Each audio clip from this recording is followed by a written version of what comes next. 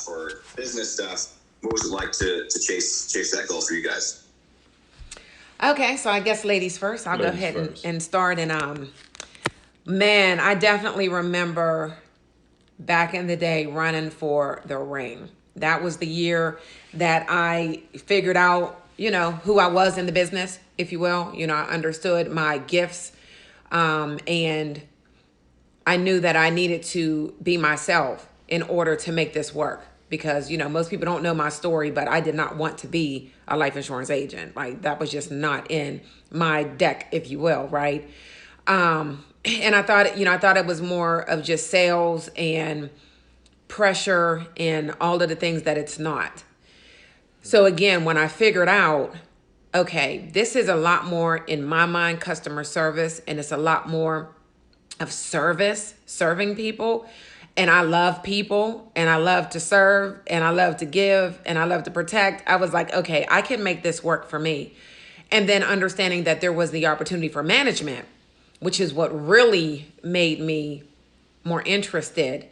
But I had to get that ring first. And so that was my why. Like, initially when I told Troy, I want to be a manager, he's like, well, you got to produce and you need to get your ring, right? And I was like, okay. So that was the beginning of my run for the 6-figure ring. And it was, all right, I got this. And then, of course, life happens, right? Like right the day before I was going to this amazing training to learn the business completely, to get my numbers up, to understand how to hire, my sister died. My only blood sister. And in her sleep, 43 years young, you know what I mean? And she was not sick at the time. It was completely unexpected. But that was that moment where you have to make a decision. Are you going to get on that plane tomorrow and move forward in life and do what you said you were going to do because you finally decided that this was it? You finally see that this is your way to financial freedom, to, really be able to live out your purpose as far as helping people and all the things that I identified? Or are you going to sit home and deal with your only sister passing and the family and all that comes with that? Because I was the one that takes care of all that stuff. Oh, it was crazy. So, of course, I jumped on a plane. I did my sister's obituary. I did everything that I needed to do for that situation before I hit the road. And even Troy called and was like, oh my God, because Rahim, I think you told him. I didn't tell anybody. And I was like, don't talk to me about it. Don't hug me. I don't want to get into that emotional part of it when I'm there. Let's just almost act like it didn't happen. And that was what I had to do in order to be able to move forward. I set everything up for that Sunday. She died on that Wednesday. We were flying out on Thursday. And I set everything to lay her to rest on Sunday when we were coming back. Right? So yeah, I remember my year for sure. And when I got back, it was, that was the highest month, not the highest producing month, but since then, it was my highest producing month. The month that she passed, and I went and I learned about the business, because now I learned, about the other insurance company and how long it took for her other policy to just get the claim. I wanted to kill everybody on the phone trying to get to the right person for the insurance she had with her job. And I was like, oh my God, that put a fire up under me. And the fact that she died at 43, and, it was like, okay, there's no more time. Mm-hmm. There's just no more time. And now, it was me and my mom, and she's old, and who's going to help her with the bills now, right? So it was like, So I just went 1,000% in. I was on, shoot, Rahim was fussing at me like, when are you coming, to bed? When are you getting away from the computer screen? Because when I tell you, I was on that computer for hours and hours, looking up caskets, looking up funerals, looking up how other funeral homes bury someone. I called almost every insurance company. I applied for life insurance with everyone to get their policies so that I can see what was in their policies, to review them. So that I really, because I'm that type that I'm like detailed. And so for me, I felt like I needed all of that, which I didn't, but I did at the time. And I just went crazy. I was getting the postcards back then we had, and I'm still doing like postcards, but we did postcards that Lincoln had on the website. They don't have them there anymore. But back then there were postcard options, and I had those printed out. And when I tell you it was me and the kids, and I was like, listen, and I'm so uncomfortable, right, talking to strangers as far as business. And I say I am. You believe that, bro? Listen, I still struggle with that. Dude. I still struggle with it, right? And so it was like, oh my God, like the only way I'm going to make this 6 figures is if I get out of my own way. I don't even believe that you meet a stranger. I don't know, is anyone even a stranger to you? No, and that's the thing. Like, I will talk and love on everybody. No problem. I'm like, hey, and Rahim is like, are you going to give me your card? I'm like, oh, my card. And he would be like, you've got to be kidding me, right? But I had to change. In order to get to that next level in this business, I had to change. And so it was the postcards. I was going to every park and ride. And I mean, I'm running through, putting the postcards in the doors. I had the kids and I was like, okay, we don't see anybody. Let's see how fast. And I mean, I'm talking about sprinting through parking lots. Craziness. I know, right? I mean, we're running because I'm like, we don't want anybody to see us putting these postcards on their car. So we're running and putting postcards on cars. I'd wait until there was a big church services at the different churches around the neighborhood because we knew there would be a ton of cars out. And instead of going to church, I'm running around putting postcards on on their cars, right? Doing all of the things that I would never normally do. Paying the kids a couple bucks to help me out. And it was like, I felt like I needed somebody there with me, if that makes sense. Like, that's how uncomfortable I was. But how serious I was about getting this ring, because I knew if I got my ring, I could now be a manager. I had to do the ring to get to the thing that I really wanted. So I pushed past all the fears and just did it. And I mean, even days I had to take the kids with me and did presentations like, okay, sit in a car and I'm gonna knock on a door. You just do. And I remember taking somebody out for lunch to talk about the business opportunity because I was nearing the end of that year. And I came out to a boot on my car because I had tickets that I didn't pay. And I was like, you have got to be kidding me. How am I talking about all this money that you can make and I have a boot on my car? And I was like, Lord, you cannot be doing this to me right now. And then, that being a Friday and had no money, didn't have, my credit cards were maxed out, and I'm sitting here like, Jesus. And the lady's like, I got to make it back to work. How am I going to get back to work? And then thinking, how am I going to get her back to work? Like, it was crazy. And I'm like, okay, problem solving. Like, you have to be a problem solver. And I was like, just give me a minute. Let me think this through. Let me think this through. So then I called her a jitney because we were doing jitneys back then still. Called her a jitney, got her back to where she needed to go. I'm sitting on literally downtown in the strip district, everybody walking past, and I'm sharp. Listen, I'm clean and sharp with a boot on my car. Like, oh, what am I going to do? So I started calling through agents that I knew had credit cards that I was not even connected to. And I was like, listen, I know you don't know me. Talk about humbling, because I was the one that always had credit. Always had money back before I, was laid off. I was the one that can do everything I wanted to do. And here I'm broke and broken and crazy and having to call people and ask for their credit card. Like, who does that? He was out working, landscaping, some daggone where. And I was like, I will not be calling him at all. I wasn't dealing with that, right? So I got it done. I got somebody through. Yeah. And she helped me out. She came down, and I was like, God, thank you. But it was a matter of, I had to learn that I can't make it by myself. I had to learn that I needed to be humbled. I needed to move past who I was to get to who I wanted to be. And that required change. I had to learn that the people that I was around, the hanging out, the drinking and all of that, I had to change all of that. I had to 1000% be sold out on Lincoln, right? And that is how I ended up getting to that ring.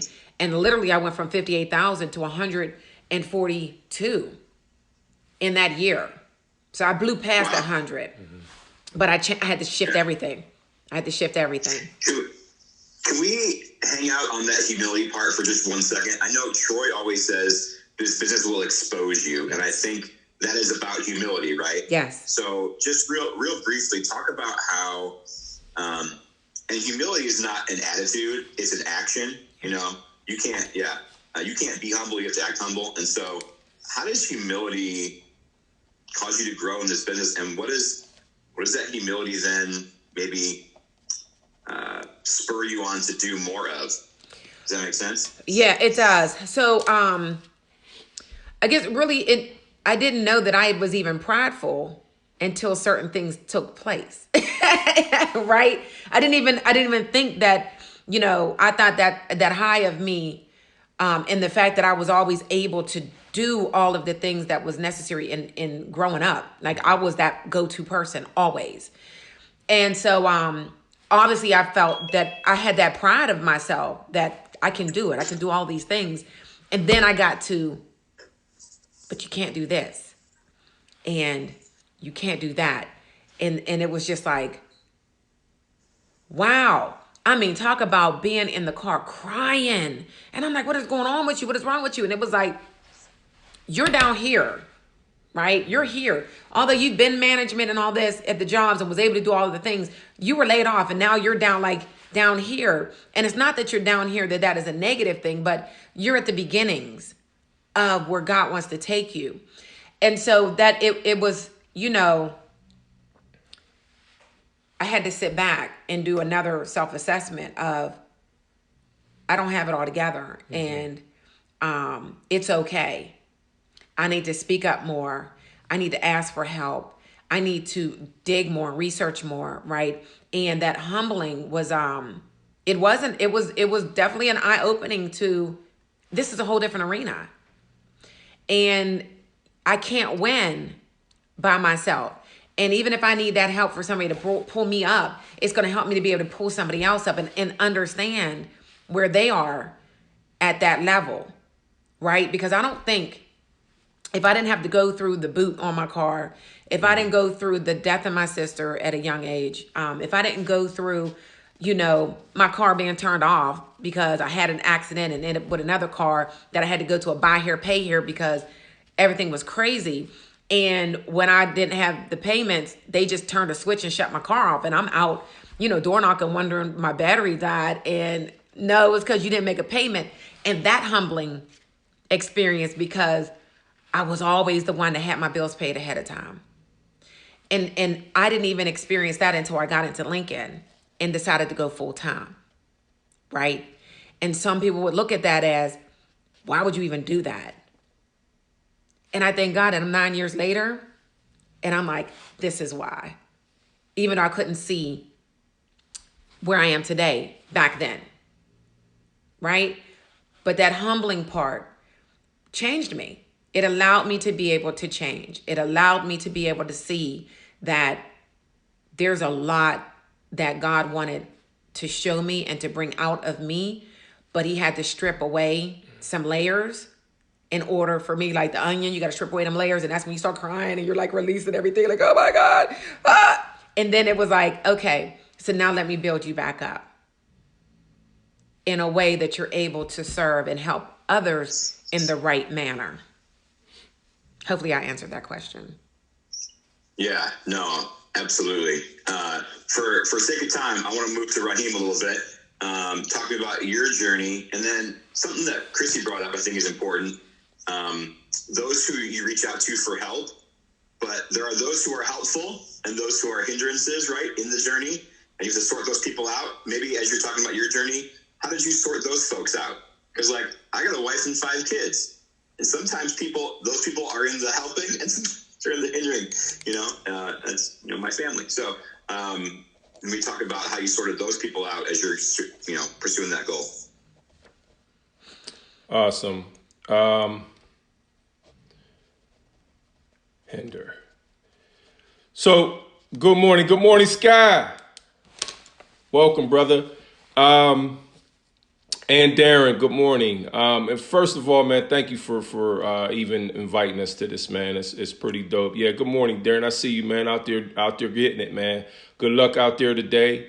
I'll come back to what you were asking as far as people who hinder versus help. And we made, the beginning of we got a Zoom to jump on after this with TMG.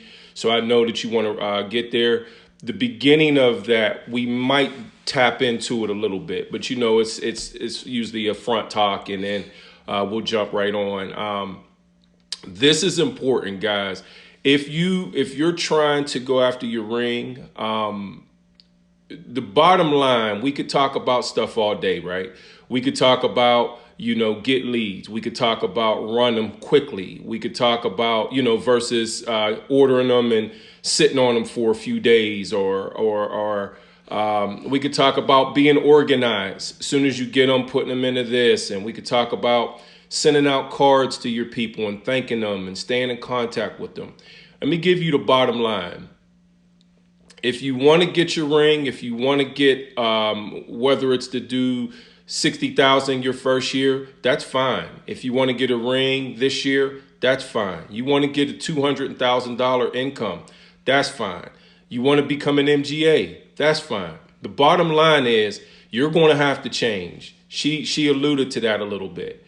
You're going to have to get uncomfortable. And these are things that we say so much that they kind of are cliche be. You know what I mean? Be comfortable with getting uncomfortable. That sounds kind of cliche-ish because we hear it so often. She's a very good example of she didn't do six figures with TMG until her third year in the business. Lee Hudson, I love her example, because it took her even longer to get her ring. It took her 5 years. Now, why did it take her 5? Why did it take her 3? Why do somebody like Rob Williams come into business and do 300,000, 200,000 his first year? Right? One person, Rob Williams versus Chrissy, was willing to do what it was necessary to do, where the other one constantly made excuses, didn't want to get uncomfortable, was in their way, wasn't listening, wasn't completely committed to the deal. They want it, but there's that saying, everybody wants to go to heaven, right? But nobody wants to die. Everybody wants to look like Arnold Schwarzenegger did when he was in Conan, but how many of us are into that gym at 5 o'clock in the morning every day, or, eating the meals, right? We all want these things. And in order to become that thing that we want, we have to be willing to do the things, right? And so Chrissy, in her third year, she said, you know what? Stop working on them. I'm going to do it. I am going to get out of my way. I'm going to do the thing that I know that I can do. Every day practically up until that point in her third year, she had me like, hey, baby, you. It was no, hey, baby. Sometimes it started off as hey, baby. But yeah, she's right. Remembers it, yeah. It did get to the point where I'm like, what the hell are you doing? You know what I mean? Like you have so much potential. You have so much talent, right? I want to read a few things to you guys. This is from a book that I'm reading right now. It's called The Miracle Morning. But in this one particular chapter, he's talking about the causes of mediocrity. All right. Mediocre, right? Average. Somebody once defined to me, Bradley, that average, it meant that you were the very best of the worst people. And you were the very worst of the best people. Dude, you have to recognize that definition and get upset. Get adamant about being aggressive about not being average. Why would you want to be the best of the worst people? Why would you want to be the worst of the best people, right? The national average states that 1 out of every 5 presentations that we do, 1 out of every 5 leads is going to turn into a sale. So getting a ring is easy, dude. Just do the numbers. You know, the problem that most people don't get the ring. It's not because they don't have the skill. It's that they don't have the work ethic. You know, Skylar, you could order 20 leads and see those people and take a month to get them. Or you could see those people in a day, right? You could get 5 apps from those 20 people and it could take you a month to get it. Or you could do 5 in a day, right? It all comes down to what you're willing to bring to the table and how aggressive you are. In this chapter of this book, he's talking about some of the causes of mediocrity. I want to read a few of the highlights, okay? Our subconscious minds are equipped with a self-limiting rearview mirror through which we continuously relive and recreate our past. We filter every choice that we make from time to time, which we will make up in the morning, which goals that we will set for, what we allow ourselves to consider possible for our lives through our limitations of our past experiences. We want to create a better life, but sometimes we don't know how to see it any other way than how it's been. Research shows that on any given day, the average person thinks somewhere between 50,000 to 60,000 thoughts. The problem is that 90% of our thoughts are the same thing that we were thinking the day before, and the day before that, and the day before that. It's no wonder that most people go through life day after day, month after month, year after year, and they never change the quality of their lives. Like old worn baggage, we carry stress, we carry fear, we carry worry from yesterday into our todays. When presented with opportunities, we quickly check our rearview mirror to access our past capabilities. No, I've never done anything like that before. I've never achieved that level. In fact, I've failed time and time again. When presented with adversity, we go back to our trustworthy rearview mirror for guidance on how to respond. Yep, just my luck. This crap always happens to me. I'm just going to give up. That's what I've always done when things get too difficult. I'm going to skip forward a little bit. Another thing he talks about as far as why people are mediocre is they have a lack of purpose, right? The average person can't articulate their life's purpose, the compelling why that drives them to wake up every day and do what it takes to fulfill their mission in life. The average person takes life one day at a time and has no higher purpose beyond merely surviving. Most people just focus on getting through the day, taking the path of least resistance and pursuing short-term, short-lived pleasures along the way while avoiding any pain or discomfort that might cause them to grow. The secret to overcoming mediocrity in life is having a purpose for your life. To defeat the cause of mediocrity, you need a life's purpose, which can be any purpose that you want. It could be anything that resonates with you, that inspires you to wake up every day and live in alignment with your purpose. Ty Scott says it like this all the time. Do your current activities align with your goals, right? We want a ring. We want to do 6 figures. We want to have a nice team. We want to have a thriving organization. Well, that alarm is your first indicator. You know, are we beating the brakes off of the snooze button? Or are we jumping out of bed about 5 minutes before the alarm goes off because we're so excited to attack this thing, right? When I came into the business, it took me 3 years to get my license approved from the state because of criminal background things from when I was a kid. Dumb stuff that I had did that haunted me, stuff that I didn't even think was going to factor because it was so small, it was so long ago that, and it took them 7 months before they even told me that that's why it took them 7 months to get back to me, right? And please imagine something, right? When I came into this business, Troy was my client. I was at Troy's house every Monday doing his landscaping. I was greeted every time I would go to Troy's house on Monday. He would come out to the door in his polo bathrobe, his Jordan slippers on. There was a van that was installing a pool. There was another van doing some entertainment changes in his home. Next week I came, new carpet. 1 week he's got a Bentley, the next week he's got a Maybach, the next week Tanya's got her BMW. Then I go off to Brian Obi's house and I see his Aston Martin in the driveway, and I'm like, so all this time, Darren, I'm waiting on my license to get approved, bro. I had to take the test and the class 2 times. Let me repeat that. I had to take the class, not because I failed, just because the time that had lapsed between when I was waiting to get my yes and when I first applied. I had to do this crap all over again, B. So imagine seeing this lifestyle in front of you. And then my wife's in the business. And I'm playing. So I'm going to First Fridays that we used to have, and I'm seeing all the cars and all the guys and all the wives, and I'm seeing all this stuff, and I'm like, yo, man, I cannot get into this business fast enough. Yeah. So when the doors, if you will, finally cracked open for me, you talk about a pit bull going after a stray cat in the backyard, man. It was like, get out of my way. It's on and cracking. And so my approach got me my ring within my first 12 months of being in the business. It was the commitment that I made in the very beginning. Ain't no half stepping. I'm not going to play. I'm going to do everything that they tell me. And if the average is 1 out of every 5 people that we see gets a policy, I want to do as many 5 presentation days as possible. Right?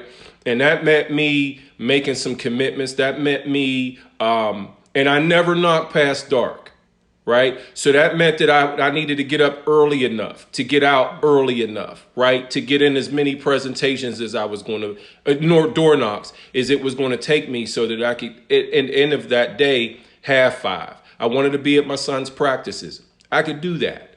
I don't need to allow his practices to be my excuse to not hit the field, right? No, I could hit the field early, knock that stuff out, get to his practices. I missed a few, right? But the point is that commitment is the difference maker. That's the separator between somebody who takes 3 years or 4 years or 5 years or 5 months or whatever to somebody who that's over in the first year. Forget me. Look at Rob Williams. Look at Paul Chambers. These guys came and did double and triple what I did in my first year because there was a blueprint that was laid, and they said, okay, well, if he could do 113,000 in his first year, I could double what he did as far as his output, and I'll double the results. And it's being done time and time again.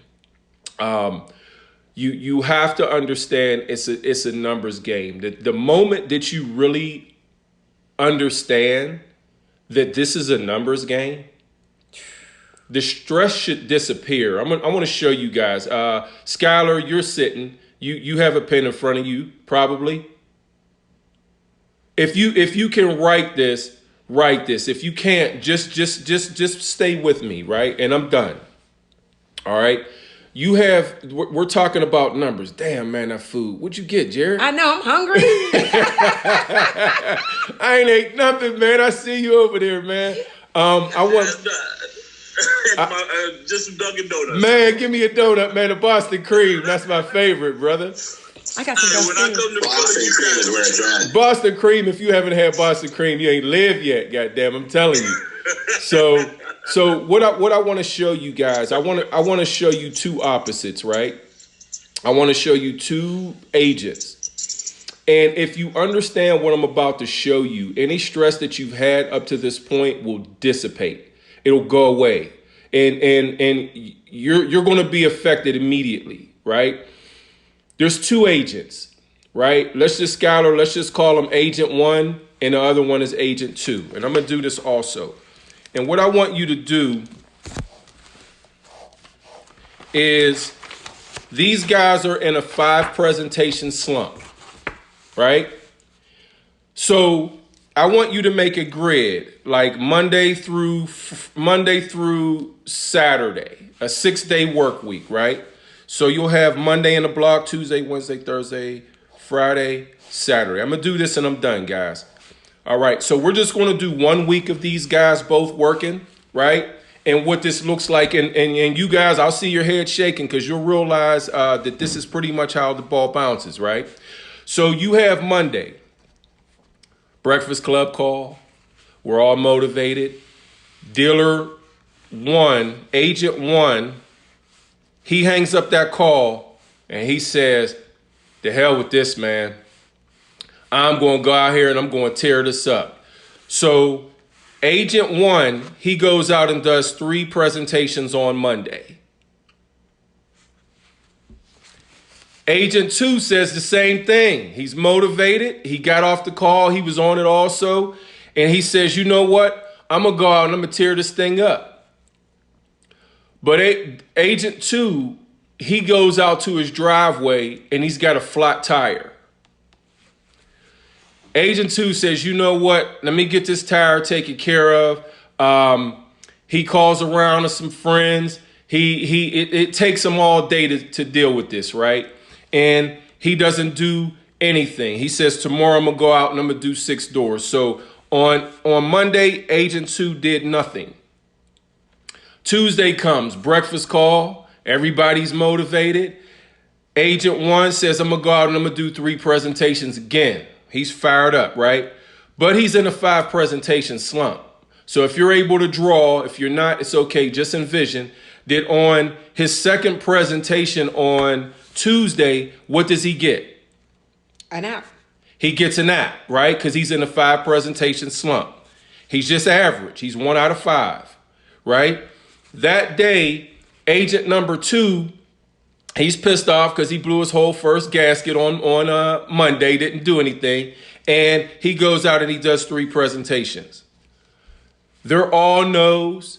He gets frustrated. Even though there's a call tomorrow, he ain't on it because he's pissed off. Lady called him out of his name in the last house. He thought he was going to get the app. He wrote the app. Soon as he got on the phone with Lincoln Heritage, the client said, "You know what? I don't feel comfortable with giving my banking information out. I'm going to keep shopping around. Give me your card. I'll get back to you." Whatever. He ended up pissed off. So Wednesday, he wasn't even on the phone call. He said, "I'm just going to sleep in the day. I'm going to work later on." So I don't got to go through the examples of what happens to these guys, but they pretty much go through the same week, through the rest of the week this way. So you have agent 2 on Wednesday. He does 2. Agent 2 on Wednesday does 1 presentation, and he's like, "F it," right? On Thursday, agent 1 does 3 presentations, none for agent 2, and he's frustrated. But on Monday, Tuesday, Wednesday, Thursday, on Friday, agent 2, he goes out and he does a presentation. What's he get? An app. He got himself an app, right? He maxed out in that house though, Bradley G. He takes home $800, man. That's like 8 G's to this dude. So he goes on Friday night, and he spends a couple bucks that he has in his account because he knows he's about to get a deposit for $800, and it's party time. On Saturday, he wakes up with a hangover. He doesn't go out and do anything, right? Agent 1 back up on Friday. He does his 3 presentations. Let's see, 1, 2, 3, 4, 5. So I take that back up on Thursday. He sold 1. 1, 2, 3, 4. He goes out on Saturday. He does 2 presentations. He gets another app. I'm going to stop right there. So what I have on my sheet of paper is in the first week, agent number 1 did 3, 6, 7, 8, 9, 10, 11, 12, 13, 14, 15, 16 presentations. He kind of still is in the sucky phase, right? He's only doing 1 out of 5. But he ain't sucking at all. He don't know he sucks because he's got, and that doesn't suck at all. But in comparison to where he will be, where he gets to the point where he's writing up pretty much everybody he sees. So, but in that first week, agent number 1 ends up with 3 applications. That's not a phenomenal week, but I guarantee you he's got some bills paid. I guarantee you he's going to be able to save a few bucks. I guarantee you he doesn't have his wife like, "Hey, what the heck's going on? You told me that this was going to be the," right? Agent number 2, He's frustrated. He's negative. He's blaming the leads. He's blaming the business. He's second guessing his decision. Now you project this through the whole month. At the end of the month, agent number 1 has 12 applications plus. Because 9 times out, they're both going to get better. Agent 1's just going to get better faster. Right? Agent number 2, he's going to end up with 4 applications at the end of the month. I'm going to drop my pen on that one. The bottom line, guys, do not be agent number 2. And you forgot the part where on agent 2, that guy he wrote on Friday called on Saturday to cancel and it charged back. I was going to say that with the first app. I was going to say that the first app because that's happened to me a lot of times. I'm normally not the one that gets that app the first house I go to, and it's a big one, and I shut it down. I'll normally go through the whole day. I don't care. You know, I want to beat my best day. My best day is 7 apps. I want to get to 10. So I'm constantly chasing that. But I have gone to the house and gotten that one app, and it's a nice one. Or I've gone and I've written the husband, the wife, and and I'm like, I'm done. Chrissy, what you want to do for the rest of the day? Or I call my side piece and see what she's doing. Y'all already know. And then you get that text message, that inevitable text message, just like, hey, Jared, we thought about it, man. And, you know, so you're right. You're so right. Guys, do not be, you know, make the commitment. The blessings come from being committed. Consistent. And consistent. The pay through that you want, that we all want, what time we got? Yeah. The pay through that you want that will take care of all of your bills. And then some. And then some. Take care of all your toys and then some. Where you could be in the middle of a pandemic, Lamarck, and you're not affected at all because you've put the work in to where you don't have the stress that other people do that don't know. I like Eminem, man, and Eminem has a new addition to his latest album.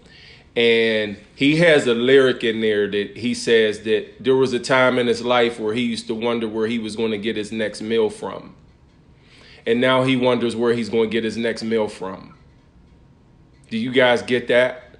So one time in his life, he used to think when was going to be the next time he ate. He was so broke.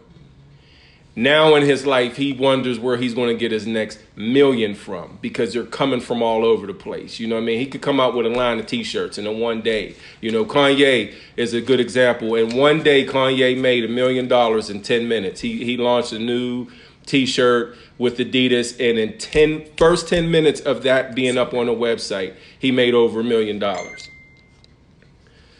Just commit. You have to commit first, you know, using these guys' examples, you know, coming from the trailer park, right? Slim Shady, right? You broke as heck, you know, on all these drugs. He committed to becoming one of the best, if not the best, right? As an agent, you know, we have to make that same type of commitment because we're in the same business that Troy Miles is in. You know, now I don't have to say, well, dang, man, this dude got a Mercedes, he's got a Maybach, he's got a da-da-da-da. Now I am in the exact same business. If I want his results, I got to duplicate his activity. Simple as that. Don't duplicate agent number 2. I love that. Amen to that. I wouldn't mind driving a Maybach. I drive a little Saturn Ion right now. I'm just saying. Oh, and you thank you. Chrissy just wanted to remind me. She just reminded me about the sorting people and who you connect with. One of the things that I used to association is everything.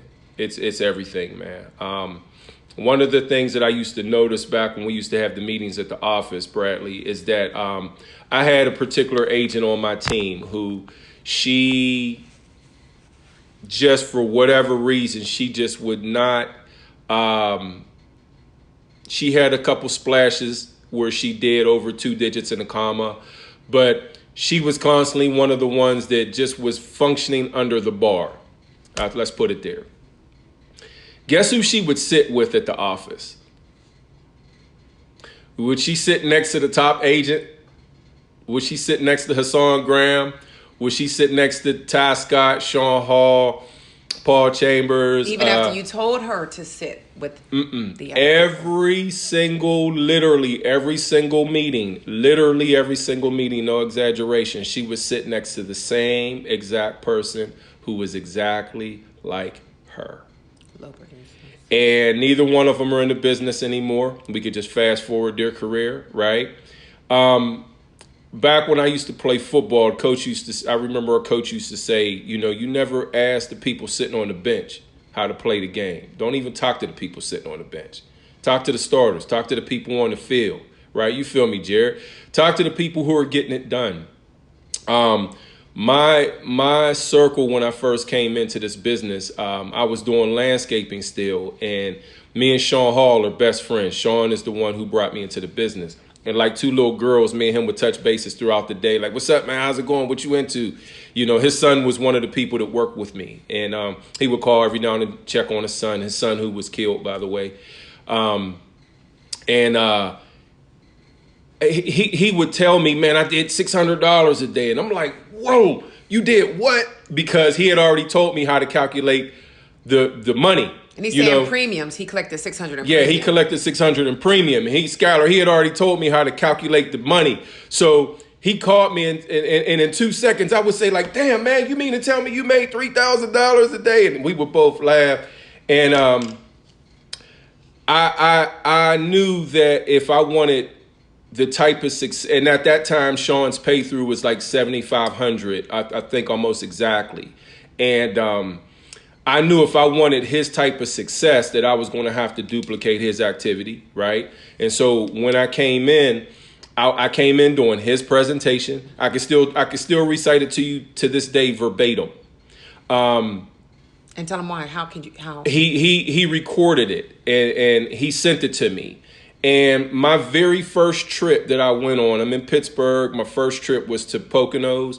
That was like a 5-hour trip on everything I love. I did not listen to any music. I did not listen to any news.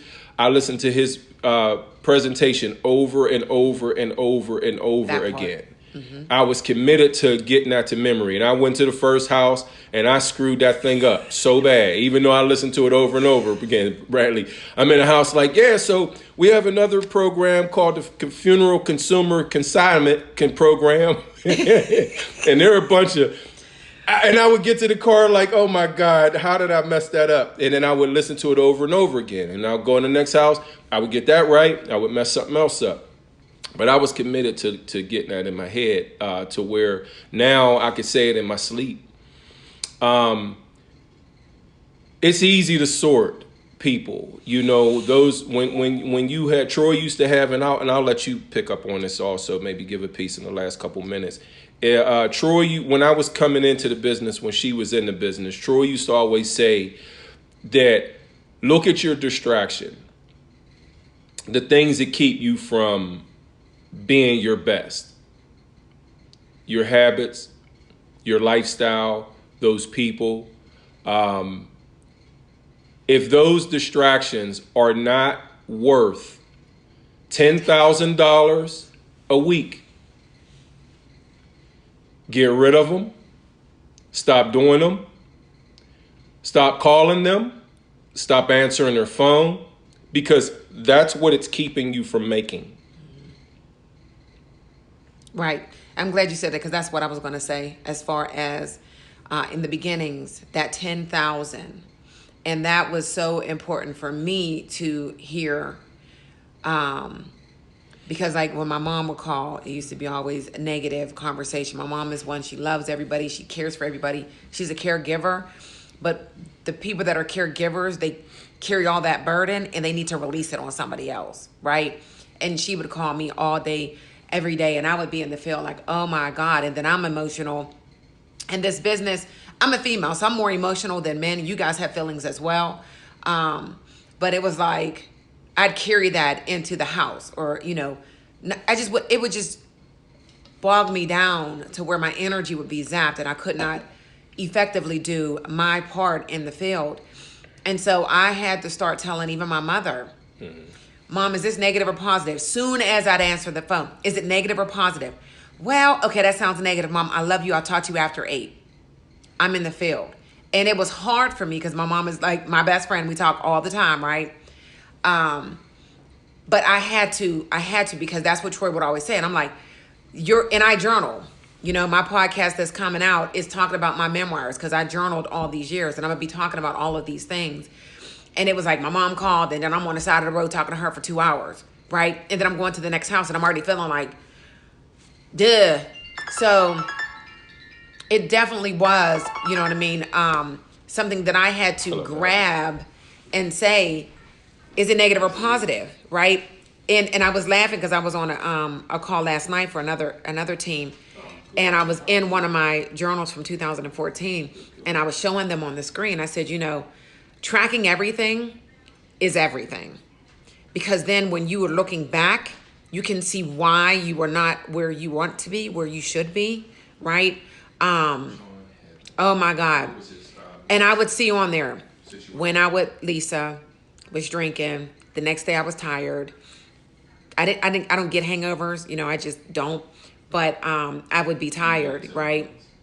Not my best. Arguing, drama. I would put on their drama day. Drama with an R means drama with Rahim, right? We all know we have relationships. We know what it's about. All of those things I had written down, and I could look back in my planners for all of these years because I keep track every year, and I can see exactly why I was where I ended up. And it was like, okay, I need to get my relationship right? And we need to get that in order, because imagine he was fussing and fighting me in the beginning because I was working my 2 businesses, right? And he's seen Sean and how much Sean was making. And he's like, what are you doing? And he's waiting to get in. And then it was when he came in, it was the arguments about who was going to hit the field, because now I love it. I'm a manager and I'm already making over 6 figures. And he's now just getting in, and he's like, I should have been here first. So we had to get things in order. That schedule, right? Getting things in understanding as far as who's working when and where. And then that, you know, don't come to me with anything until after the workday.